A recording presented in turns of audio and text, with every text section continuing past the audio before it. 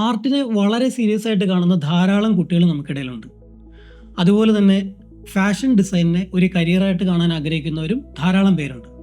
അപ്പോൾ അവർക്ക് പറ്റിയിട്ടുള്ള ഏറ്റവും പ്രധാനപ്പെട്ട ഇന്ത്യയിലെ ഡിസൈൻ ഇൻസ്റ്റിറ്റ്യൂട്ടുകൾ ഏതാണെന്ന് ചോദിച്ചാൽ അതിന് ഒരേ ഒരു ഉത്തരവുള്ളൂ: national institute of fashion technology. അവിടെ എത്തുക എന്ന് പറയുന്നത് അത്ര നിസ്സാരമായിട്ടുള്ള ഒരു കാര്യമല്ല. രണ്ട് പ്രധാനപ്പെട്ട കടമ്പകൾ നമ്മളത് കടന്നാൽ മാത്രമേ നമുക്ക് അവിടെ പഠിക്കാനായിട്ട് പറ്റുള്ളൂ. ഞാൻ ജിനേഷ്, തിങ്ക് ഇൻസ്റ്റിറ്റ്യൂട്ടിലെ സീനിയർ ഡിസൈൻ ഫാക്കൽറ്റിയാണ്. So welcome to the video.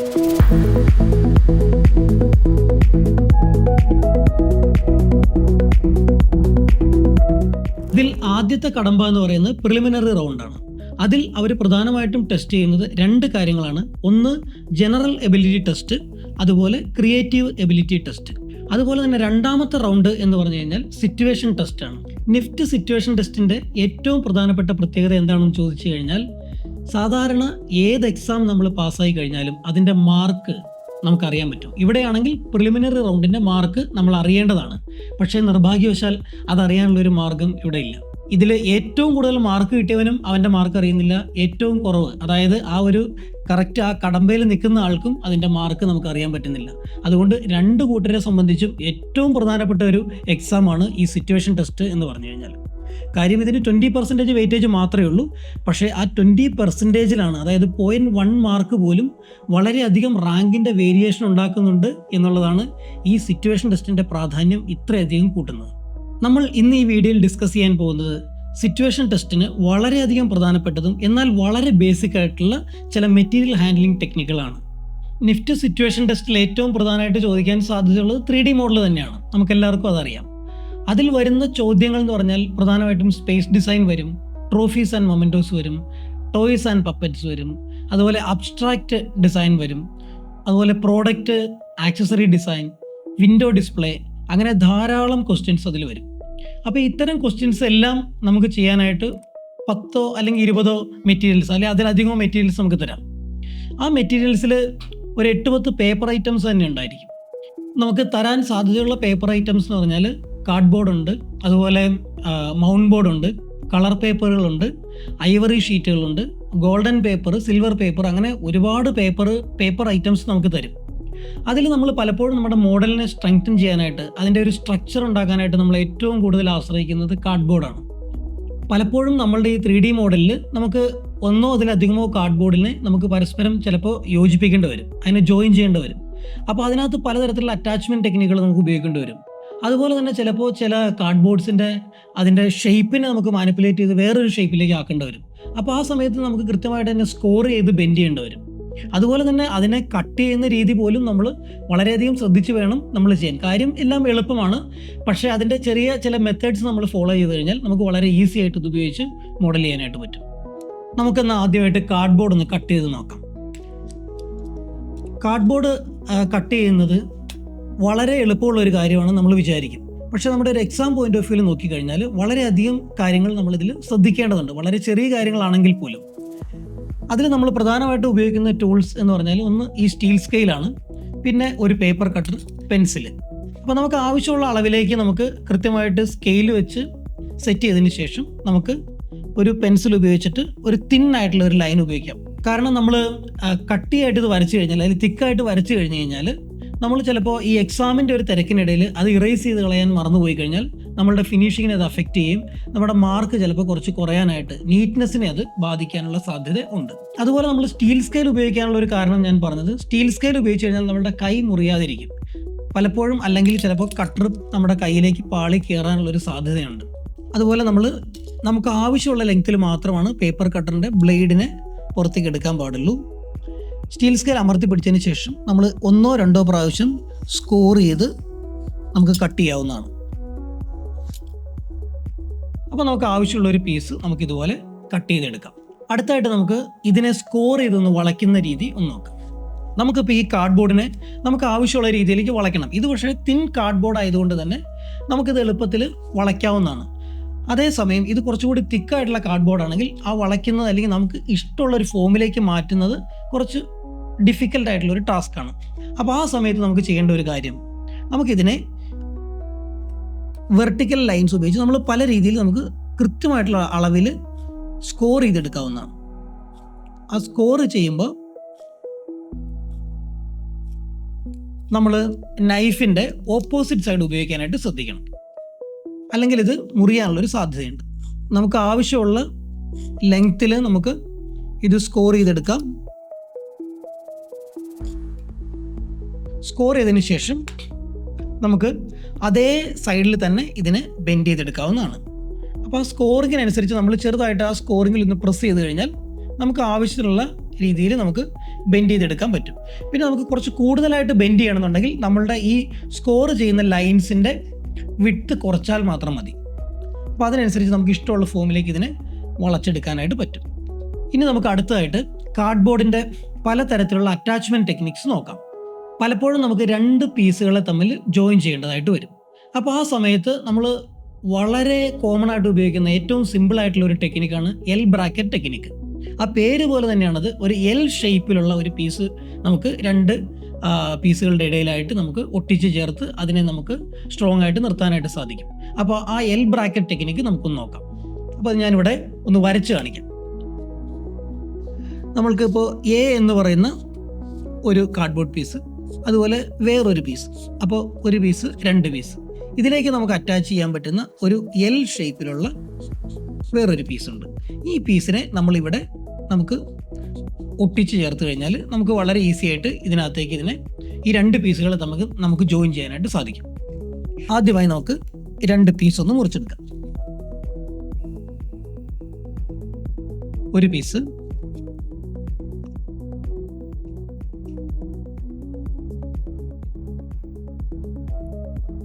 രണ്ടാമത്തെ പീസ്. അപ്പോൾ നമുക്ക് ആവശ്യമുള്ള 2 പീസാണ്. ഈ പീസുകളെ നമുക്ക് ജോയിൻ ചെയ്യണം.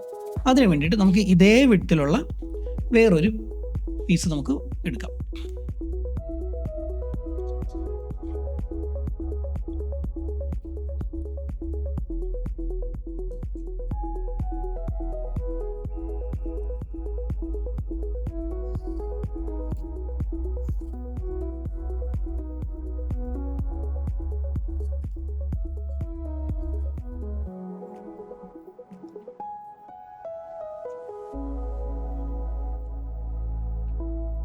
അതിനുശേഷം നമുക്കിതിനെ ഒരു എൽ ഷേപ്പിൽ നമുക്കൊന്ന് ഫോൾഡ് ചെയ്യാം. ഫോൾഡ് ചെയ്യാൻ വേണ്ടി നമ്മൾ തിന്നായിട്ടുള്ള കാർഡ്ബോർഡ് ആണെങ്കിൽ നമുക്ക് ഇതൊന്ന് ആ ഫോൾഡ് ചെയ്യേണ്ട ഭാഗത്ത് ഒന്ന് സ്കോർ ചെയ്ത് കൊടുക്കാം. സ്കോർ ചെയ്തതിന് ശേഷം അതേ സൈഡിൽ നമുക്ക് തിൻ കാർഡ്ബോർഡ് ആണെങ്കിൽ മാത്രം നമുക്ക് ഈ സൈഡിലേക്ക് ഫോൾഡ് ചെയ്യാം. തിക്കായിട്ടുള്ള കാർഡ്ബോർഡ് ആണെങ്കിൽ ഓപ്പോസിറ്റ് സൈഡിൽ വേണം നമ്മൾ ഫോൾഡ് ചെയ്യാൻ, അല്ലെങ്കിൽ ഇത് ഇവിടെ നിന്ന് വിട്ടു ഈ പീസ്. ഓക്കെ, ഇനി നമ്മൾ ആദ്യം പറഞ്ഞ കാര്യം ഇവിടെ ചെയ്യണം. നമ്മൾ ഈ 2 പീസുകൾ തമ്മിലാണ് നമുക്ക് ജോയിൻ ചെയ്യേണ്ടത്. അപ്പോൾ അതിലേക്ക് നമുക്ക് ഇതുപോലെ ഒരു എൽ ബ്രാക്കറ്റ് നമ്മൾ സെറ്റ് ചെയ്തിട്ടുണ്ട്. അപ്പോൾ അതിൻ്റെ നമുക്ക് ഒട്ടിക്കേണ്ട സൈഡിൽ ഈ നൈഫ് ഉപയോഗിച്ച് ഒന്ന് സ്കോർ ചെയ്ത് കൊടുക്കാം. അത് എന്തിനു വേണ്ടിയാണെന്ന് ചോദിച്ചു കഴിഞ്ഞാൽ, വളരെ സ്മൂത്ത് ആയിട്ടുള്ള സർഫസുകൾ തമ്മിൽ ഒട്ടുമ്പോൾ അതിനെ ഒന്ന് റഫാക്കി കഴിഞ്ഞാൽ നമുക്ക് വളരെ ഈസി ആയിട്ട് നമുക്ക് ഒട്ടിക്കാനായിട്ട് സാധിക്കും. ഇത് സത്യത്തിൽ നമ്മൾ ഒട്ടിക്കേണ്ട സ്ഥലത്തും സ്കോർ ചെയ്യണമെന്നാണ് പറയുന്നത്. അപ്പോൾ നമുക്ക് ഇവിടെയാണ് ഒട്ടിക്കേണ്ടെങ്കിൽ നമ്മളിവിടെ അത് സ്കോർ ചെയ്യണം.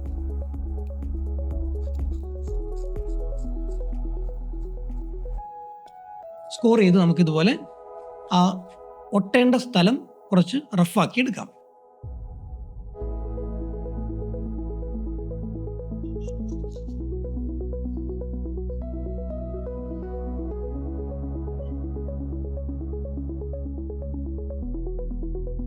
ഗ്ലൂ അപ്ലൈ ചെയ്തതിന് ശേഷം നമുക്ക് വേറൊരു പീസ് ഉപയോഗിച്ചിട്ട് ഇതിനെ ഒന്ന് ഈവൻ ആക്കി എടുക്കാം. അതിനുവേണ്ടി നമുക്കൊരു ചെറിയ പീസ് ഉപയോഗിക്കാം.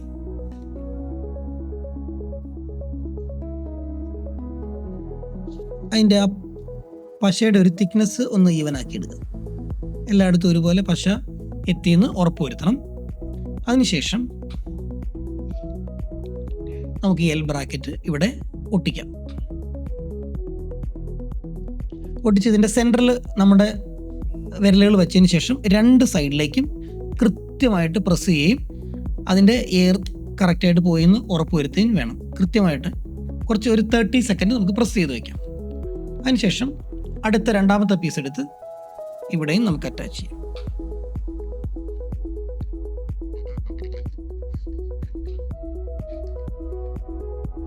ഇത് ആണ് ആ ഒരു എൽ ബ്രാക്കറ്റ് ടെക്നിക്ക് എന്ന് പറയുന്നത്. ഇതിൻ്റെ വിഡ്ത്തും ലെങ്ത് ഒക്കെ നമുക്ക് ആവശ്യത്തിനനുസരിച്ച് നമുക്ക് എത്ര വലിപ്പത്തിലാണോ ഉണ്ടാക്കേണ്ടത് അതിനനുസരിച്ച് നമുക്കിത് സെറ്റ് ചെയ്യാവുന്നതാണ്. അടുത്തതായിട്ട് നമുക്ക് വേറൊരു ടെക്നിക്കിലേക്ക് പോകാം. ആ ടെക്നിക്കിൻ്റെ പേരാണ് ടാപ്പ് ടെക്നിക്ക്. ഇത് വളരെയധികം നമുക്ക് ഉപയോഗമുള്ള ഒരു ടെക്നിക്കാണ്, വളരെ സിമ്പിളുമാണ്. ആദ്യത്തെ പോലെ തന്നെ നമുക്ക് ഒരു പീസ് എടുക്കാം, എ എന്ന് പറയുന്ന ഒരു പീസ്, അടുത്തത് ബി എന്ന് പറയുന്ന അടുത്ത പീസ്. ഈ പീസിനെ നമുക്ക് ആവശ്യമുള്ളൊരു വിഡ്ത്തിൽ നമുക്കൊന്ന് മാർക്ക് ചെയ്യാം.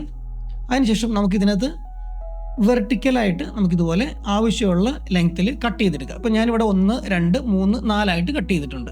ഈ 4 കട്ട് ചെയ്തതിനെ നമുക്ക് 2 സൈഡിലേക്കും ഫോൾഡ് ചെയ്യാം. അതായത് ഒന്നാമത്തെ ഡിവിഷൻ ഞാൻ ഇങ്ങോട്ട് ഫോൾഡ് ചെയ്തു, അടുത്തത് ഓപ്പോസിറ്റ് സൈഡിൽ വരും. അത് അപ്പുറത്തെ സൈഡായിട്ട് നമുക്ക് കാണാൻ കഴിയില്ല. അടുത്തത് ഇങ്ങനെ. ഈ രണ്ട് സൈഡ് നമുക്ക് കാണാനായിട്ട് സാധിക്കില്ല, ഇത് നമുക്ക് കാണാൻ പറ്റും. അപ്പം ഞാനിവിടെ നിങ്ങൾക്ക് കാണിക്കുമ്പോൾ അത് മനസ്സിലാവും ഇതെങ്ങനെയായിരിക്കും ഇത് ഈ പേപ്പറിൽ നമുക്ക് കൃത്യമായിട്ട് ഒട്ടിക്കുന്നത് എന്നുള്ളത് കാണിച്ചു തരാം. നമുക്കിവിടെ 2 പീസുകളുണ്ട്. പീസ് എ ഉണ്ട്, ബി ഉണ്ട്. ഇതിനെ തമ്മിൽ നമുക്കൊന്ന് അറ്റാച്ച് ചെയ്ത് നോക്കാം. ആദ്യമായിട്ട് നമുക്ക് ഇതിനകത്ത് ഒരു മെഷർമെൻ്റ് എടുത്തതിന് ശേഷം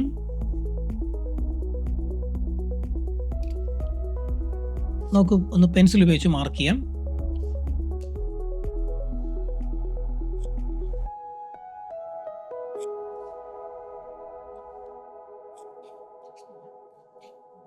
ടാബുകൾ വരയ്ക്കാം.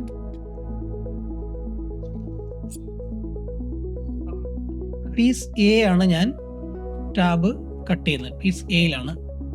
അതിനുശേഷം നമുക്കിത് 2 സൈഡിലേക്കും ഇത് സ്കോർ ചെയ്തതിന് ശേഷം ഫോൾഡ് ചെയ്തെടുക്കാം.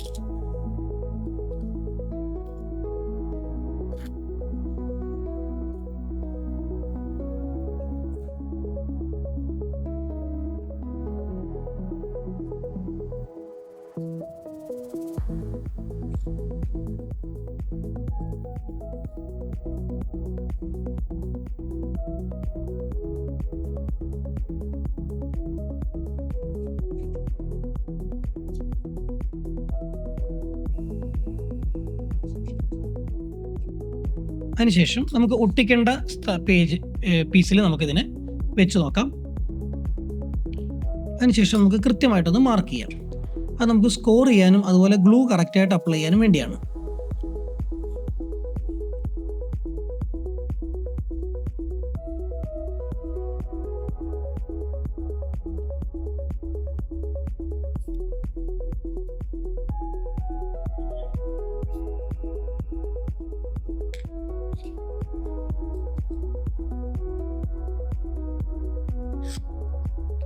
മാർക്ക് ചെയ്ത ഭാഗത്ത് സ്കോർ ചെയ്യാം.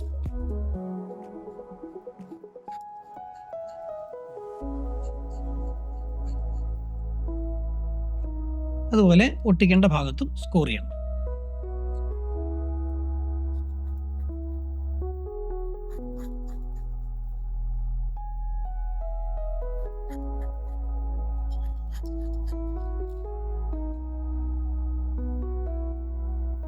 അതിനുശേഷം നമുക്കിവിടെ 2 സൈഡിലും ഗ്ലൂ അപ്ലൈ ചെയ്യാം.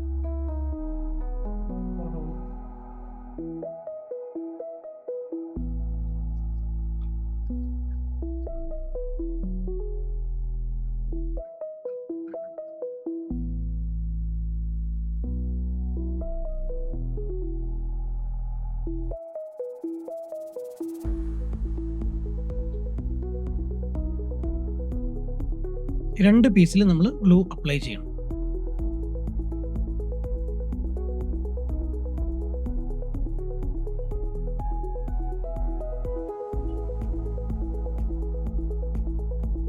അതിനുശേഷം നമ്മൾ ആദ്യം പറഞ്ഞ പ്രോസസ്സ് ഇവിടെയും നമുക്ക് റിപ്പീറ്റ് ചെയ്യാം. ഇതിൻ്റെ ഈ ഗ്ലൂ കൃത്യമായിട്ട് എല്ലായിടത്തും ഈവൻ ആക്കാം.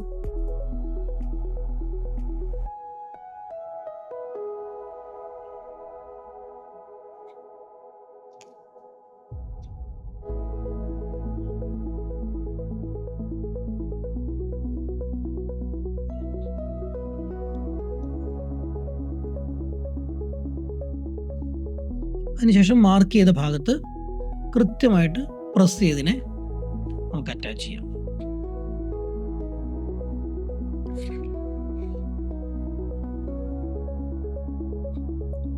പ്രത്യേകം ഗ്ലൂ പുറത്തേക്ക് വരാതെ, ഗ്ലൂവിൻ്റെ അതുപോലെ പെൻസിൽ മാർക്ക് പുറത്തേക്ക് വരാത്ത രീതിയിൽ ഒട്ടിക്കാനായിട്ട് ശ്രദ്ധിക്കുക.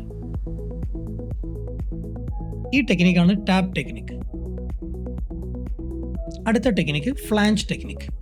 ഇത് നമ്മൾ പ്രധാനമായിട്ടും ഉപയോഗിക്കുന്നത് ഒരു സിലിണ്ടറിക്കൽ ഷേപ്പിലുള്ള ഒരു കാര്യം വേറൊരു പേപ്പറുമായിട്ട് അറ്റാച്ച് ചെയ്യുമ്പോഴാണ്, വേറൊരു കാർഡ്ബോർഡായിട്ട് എങ്ങനെ അറ്റാച്ച് ചെയ്യാം എന്നുള്ളതാണ്.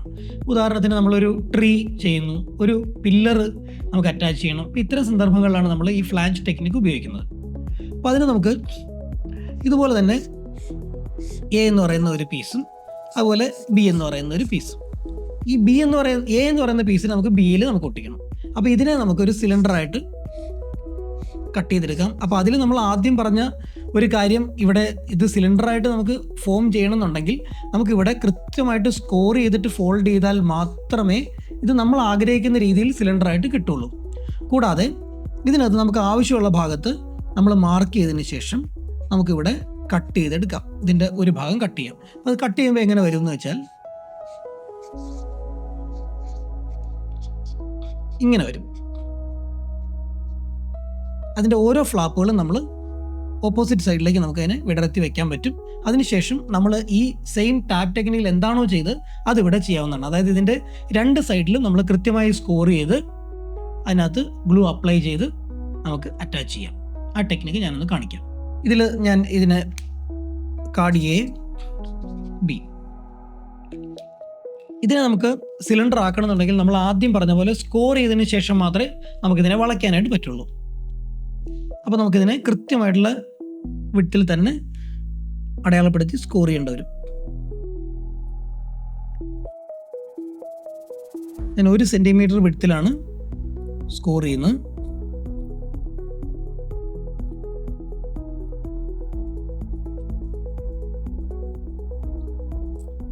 സ്കോർ ചെയ്യേണ്ട ലൈൻസ് ഞാൻ പെൻസിൽ ഉപയോഗിച്ച് മാർക്ക് ചെയ്യുന്നു. ഇതിൻ്റെ വിഡ്ത്ത് കുറയും തോറും സിലിണ്ടർ ഷാർപ്പായിട്ട് മാറും, കൃത്യമായിട്ട് മാറും.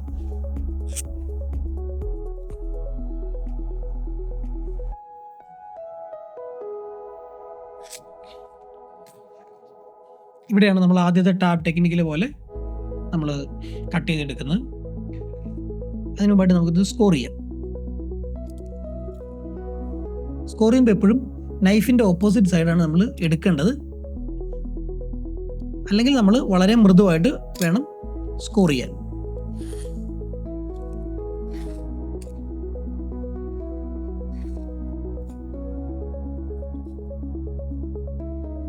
അതിനുശേഷം നമുക്ക് ആവശ്യമുള്ള രീതിയിൽ ആ ടാബ് കൂടെ ചെയ്യാം.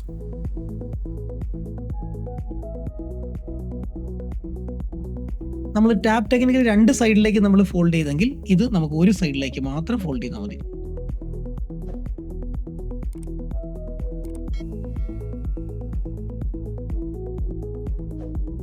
നമ്മൾ നെയിൽ ഉപയോഗിച്ചതൊന്ന് കറക്റ്റ് ആക്കി എടുക്കാം.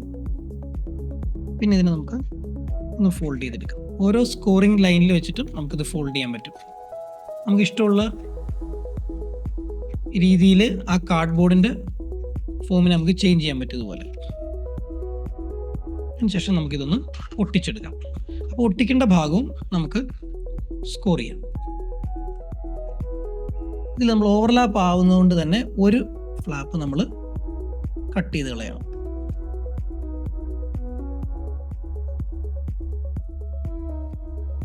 ആദ്യം ചെയ്ത പോലെ തന്നെ നമുക്കൊന്ന്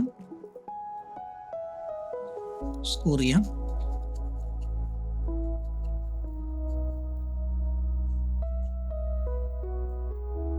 ഇതിൻ്റെ ഓപ്പോസിറ്റ് സൈഡാണ് നമ്മൾ സ്കോർ ചെയ്യുന്നത്.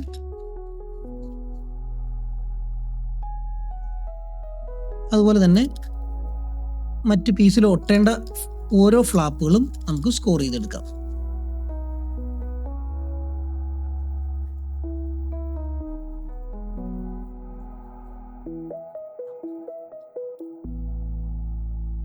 അതിനുശേഷം നമുക്ക് ഇതിൽ ഗ്ലൂ അപ്ലൈ ചെയ്യാം. നമ്മൾ ആദ്യം പറഞ്ഞ എല്ലാ കാര്യങ്ങളും ഇവിടെയും ആപ്ലിക്കബിൾ ആണ്.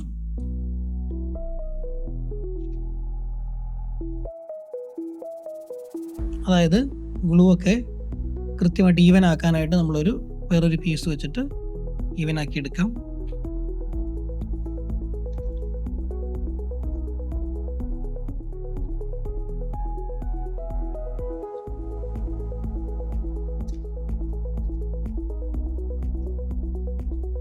ഇത് ഒട്ടാൻ കുറച്ച് പ്രയാസമാണ്. കാരണം ഓൾറെഡി ഇതിൻ്റെ ഷേപ്പ് നമുക്ക് ഇവിടെ അതിൻ്റെ ഫോം നമ്മൾ ചേഞ്ച് ചെയ്തല്ലോ. അതിൻ്റെ നാച്ചുറലായിട്ടുള്ള ഫോമിൽ നമ്മൾ ചേഞ്ച് വരുത്തിയത് കൊണ്ട് തന്നെ ഇത് കുറച്ച് സമയം പ്രസ് ചെയ്യാതെ ഇത് ഒട്ടാൻ പ്രയാസമായിരിക്കും. അപ്പോൾ നമ്മളൊരു 30 സെക്കൻഡ് ശരിക്കും നമ്മൾ ആ ചെയ്ത പോലെ തന്നെ സെൻറ്ററിൽ നിന്ന് 2 സൈഡിലേക്കും പ്രസ് ചെയ്ത് നമുക്കത് ഒട്ടിച്ചെടുക്കാം.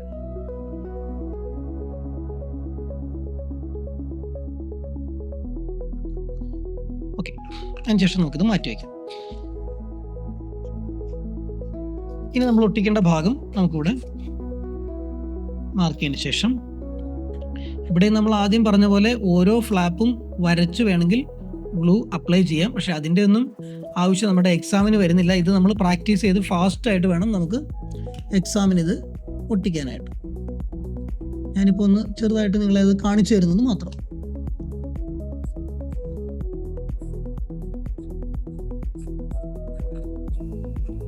അതിനുശേഷം വരച്ച ഭാഗത്ത് സ്കോർ ചെയ്യാം.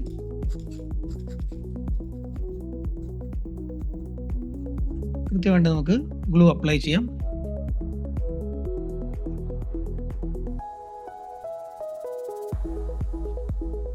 നമുക്കിത് നല്ല സ്ട്രോങ് ആയിട്ടുള്ള ഒരു അറ്റാച്ച്മെൻറ്റ് ടെക്നിക്കാണിത്. പ്രത്യേകിച്ചും ട്രീ ഒക്കെ ഉണ്ടാക്കുന്ന സമയത്ത് നമുക്ക് അതിൻ്റെ ബേസ് ഈ രീതിയിലാക്കി കഴിഞ്ഞാൽ അത് നല്ല സ്ട്രോങ് ആയിട്ട് തന്നെ ഇരുന്നുള്ളൂ. ഇതാണ് ഫ്ലാഞ്ച് ടെക്നിക്ക്. നമ്മുടെ അടുത്ത ടെക്നിക്കാണ് സ്ലിറ്റ് ടെക്നിക്ക്. അപ്പോൾ അതെങ്ങനെയാണെന്ന് നമുക്കൊന്ന് നോക്കാം. ഇത് പീസ് എ, ഇത് ബി. നമുക്ക് ഇതിൻ്റെ കൃത്യമായിട്ടുള്ള ഒരളവിൽ നമുക്കിതിനെ 2 സ്ലിറ്റുകൾ ഉണ്ടാക്കാം. മൊത്തം 6 സെൻറ്റിമീറ്റർ ആണ്. അപ്പോൾ നമുക്ക് ഇതിൻ്റെ ഹാഫ് വെച്ച് നമുക്ക് 3 സെൻറ്റിമീറ്റർ സ്ലിറ്റ് ഉണ്ടാക്കാം.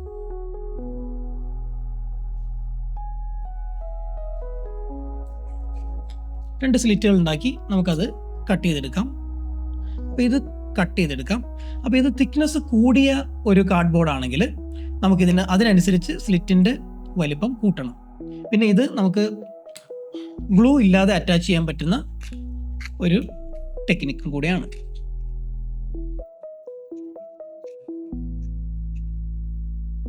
നല്ല സ്ട്രോങ് ആയിട്ടുള്ള ഒരു അറ്റാച്ച്മെൻറ്റ് ടെക്നിക്ക് തന്നെയാണിത്. 2 പീസുകൾ നമുക്ക് കൃത്യമായിട്ട് ഇതുപോലെ അറ്റാച്ച് ചെയ്യാനായിട്ട് സാധിക്കും. ഇത് വേറെ മെത്തേഡും ഇതിനകത്ത് ഉപയോഗിക്കാവുന്നതാണ്. ഇത് ഫ്ലാപ്പുകൾ കട്ട് ചെയ്ത് നമ്മൾ ആദ്യം ചെയ്ത പോലെ നമുക്കിതിനെ തറയിൽ ഉറപ്പിക്കാനും പറ്റും. ഇതാണ് ആ ഒരു സ്ലിറ്റ് ടെക്നിക്ക്. അടുത്ത ടെക്നിക്ക് സ്ലോട്ട് ടെക്നിക്ക്. അപ്പോൾ നമ്മൾ ഇതിനകത്ത് ഈ പേര് പോലെ തന്നെ ഒരു ചെറിയൊരു സ്ലോട്ട് ഉണ്ടാക്കിയിട്ട് അതിനകത്തേക്ക് ഇൻസേർട്ട് ചെയ്യുകയാണ് ചെയ്യുന്നത്. നമുക്കിവിടെ ഒരു എ എന്ന് പറയുന്നൊരു പീസ്, അതുപോലെ ബി എന്ന് പറയുന്ന വേറൊരു പീസ്. അപ്പോൾ ഇതിൻ്റെ ഒരു ചെറിയൊരു പീസ് നമ്മളിതുപോലെ ചെയ്തിട്ടുണ്ട്. ആ പീസിൻ്റെ വിട്ടിനനുസരിച്ച് നമുക്കിവിടെ എടുക്കാൻ പറ്റും. നമ്മളവിടെ ചെറിയൊരു സ്ലോട്ട് ഉണ്ടാക്കുന്നു. എയുടെ ഈ നമ്മൾ എവിടെയാണോ ഇൻസേർട്ട് ചെയ്യേണ്ടത് അതിൻ്റെ വിട്ടിനനുസരിച്ച് വേണം നമ്മൾ ഈ സ്ലോട്ട് ഉണ്ടാക്കാനായിട്ട്. എന്നിട്ട് ആ സ്ലോട്ടിലേക്ക് നമുക്ക് അറ്റാച്ച് ചെയ്യാൻ പറ്റും. അപ്പോൾ ഇത് അറ്റാച്ച് ചെയ്യുമ്പോൾ ഇങ്ങനെ ഇരിക്കും. ഇങ്ങനെ നമുക്ക് അറ്റാച്ച് ചെയ്തെടുക്കാനായിട്ട് സാധിക്കും. ഇവിടെ നമ്മൾ 2 സെൻറ്റിമീറ്ററുള്ള ഒരു ചെറിയൊരു ഇൻസേർട്ട് ചെയ്യുന്ന ഒരു ചെറിയൊരു ഭാഗം ഇവിടെ ലീവ് ചെയ്തിട്ടുണ്ട്.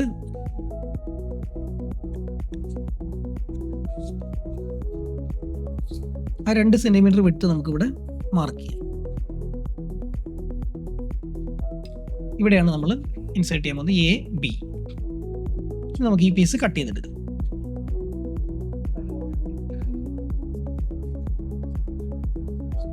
നമുക്ക് ഈ ബി എന്ന് പറഞ്ഞ പീസിൽ നമുക്കടുത്ത് സ്ലോട്ട് കട്ട് ചെയ്തെടുക്കാം.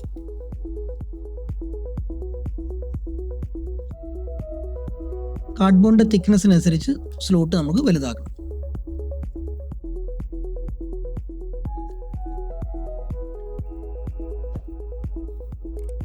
ബി എന്ന പീസിൽ നമ്മൾ സ്ലോട്ട് കട്ട് ചെയ്തു. എ എന്ന ഭാഗമാണ് ഇതിൽ ഇൻസേർട്ട് ചെയ്യേണ്ടത്. അപ്പോൾ നമ്മൾ ഇതിനെ എടുത്തിട്ട് നമുക്ക് ഇതിനകത്തേക്ക് ഇൻസേർട്ട് ചെയ്യാം. അത് നമുക്ക് വേണമെങ്കിൽ ആവശ്യത്തിന് ഇതുപോലെ സ്ലോട്ടും ഇതുപോലെ ഇൻസേർട്ട് ചെയ്യേണ്ട ഭാഗവും ഉണ്ടായി കഴിഞ്ഞാൽ കൃത്യമായിട്ട് നമുക്കിതിനെ അറ്റാച്ച് ചെയ്തെടുക്കാവുന്നതാണ്. ഇതാണ് സ്ലോട്ട് ടെക്നിക്ക്. അപ്പോൾ നമ്മുടെ ഇന്നത്തെ ഈ സെഷനിൽ നമ്മൾ കൂടുതൽ പരിചയപ്പെട്ടത് എൽ ബ്രാക്കറ്റ് ടെക്നിക്ക്, അതുപോലെ tap technique, flange technique, slit technique, slot technique, ഇതുപോലുള്ള ഒരുപാട് അറ്റാച്ച്മെൻറ്റ് ടെക്നിക്ക് കാർഡ്ബോർഡിൽ തന്നെ ഇനിയും ഉണ്ട്.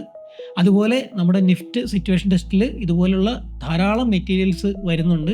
അപ്പോൾ അതിനൊക്കെ ഇതുപോലെ പലതരത്തിലുള്ള ടെക്നിക്സ് നമുക്ക് പഠിക്കേണ്ടതുണ്ട്. ഇത്തരം ടെക്നിക്കുകൾ ഇൻക്ലൂഡ് ചെയ്തിട്ടുള്ള ക്ലാസ്സുകളായിരിക്കും തിങ്കിൽ നമ്മൾ പ്രൊവൈഡ് ചെയ്യുന്നത്.